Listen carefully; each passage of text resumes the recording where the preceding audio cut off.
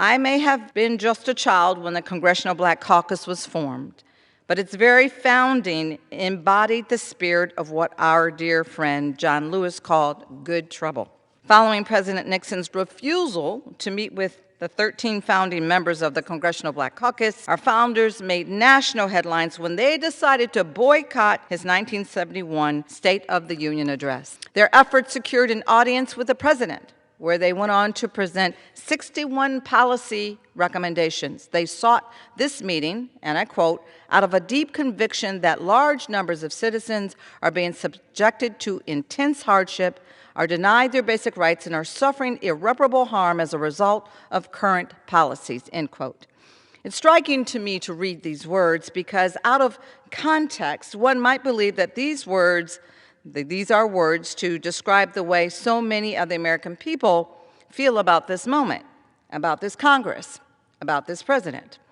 It's true that America has made remarkable progress since the enactment of the Civil Rights Act of 1964 and the Voting Rights Act of 1965.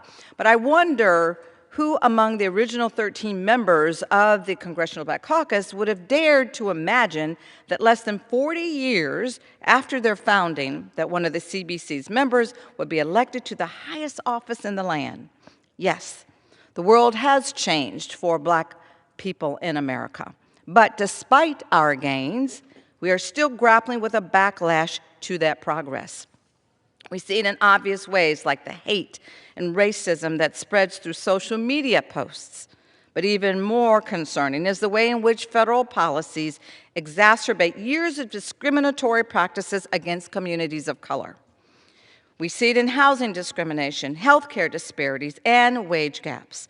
We see it when the extraordinary service of the Tuskegee Airmen is scrubbed from the Department of Defense websites in an effort to erase their service to our nation. Just as the Congressional Black Caucus of 1971 did, the Congressional Black Caucus of 2026 refuses to stand by in the face of these efforts to undermine the impact and the importance of Black men and women. And we stand against extremists that would rather erase our history than address our needs. President Barack Obama said it best: on the challenges of our times, on the threats of our time. Members of the CBC have been leaders moving America forward. Yes, we have.